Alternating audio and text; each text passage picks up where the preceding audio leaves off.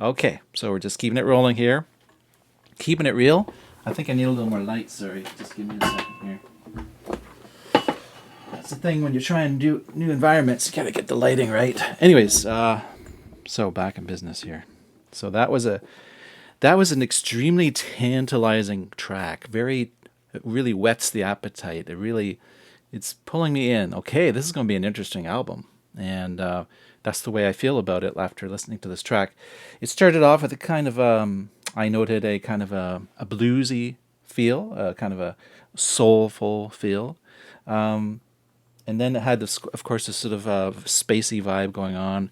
I love the effects they use. I wonder if they use original old guitar effects like spring reverb and pedals from the '80s and stuff, really echoey stuff, or if they're using software.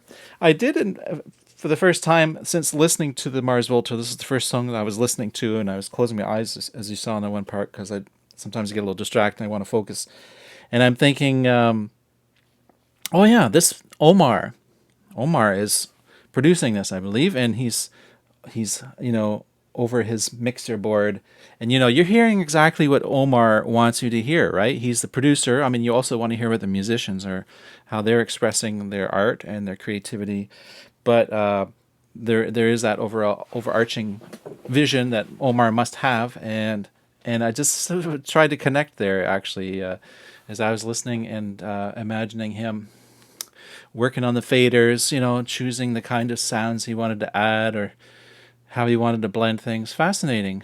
Yeah, he's becoming one of my new favorite producers because he's very bold, very honest, very reaching. I don't know.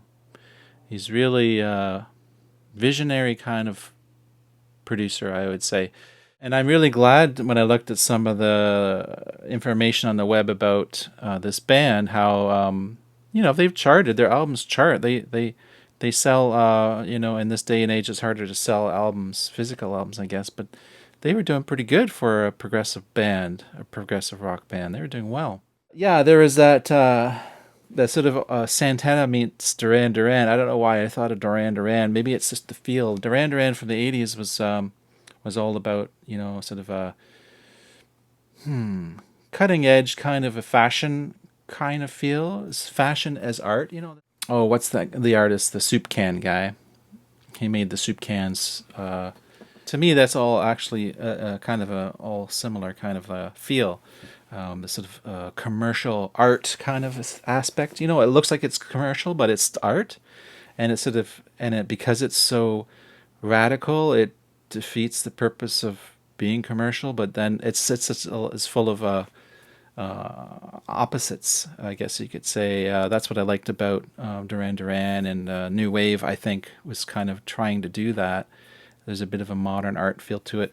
Now, of course, Mars Volta. This is much later. I know that they're influenced by a lot of older stuff for sure. Including even progressive rock from the early '70s and sounds like the late '60s as well. The psychedelic rock stuff.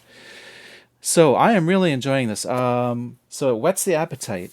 That was cool. And there, I mean, the song was called "Vicarious Atonement," right? So I'm thinking, oh, my kid's playing piano.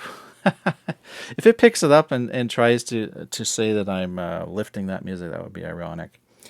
Anyways, so the vibe was, since it's called atonement, which is kind of a religious idea, atoning for your mistakes, your ill-gotten decisions in life or whatever, bad decisions, sins, or whatever you want to call it.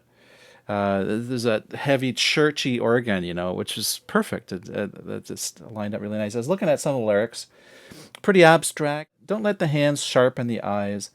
And I'm curious, why is there something we're not supposed to see? Why should we not? I was thinking in terms of the hands that's creating the music, writing the words even, and it's saying, don't let this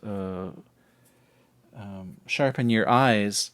And anyways, lyrics, it's very much interpretive, right? So it's just a kind of an idea as I was listening to what I thought of Thanks for watching. We're going to do another episode right away. We're going to be releasing them staggered, of course, though. And the next song is, I think I already did it. Let me check the set list.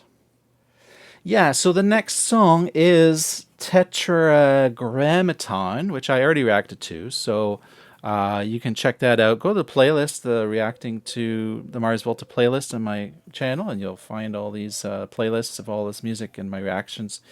So of course we don't have to do that one. We're going to skip that one. We've already done it. So I'm going to go to Vermicide, although I may just listen to it briefly before I start recording the next video, just so I kind of keep an eye on how the order of the song went and the concept of a whole album. Spiraling Out, it's Dean Wolfe. Bye now.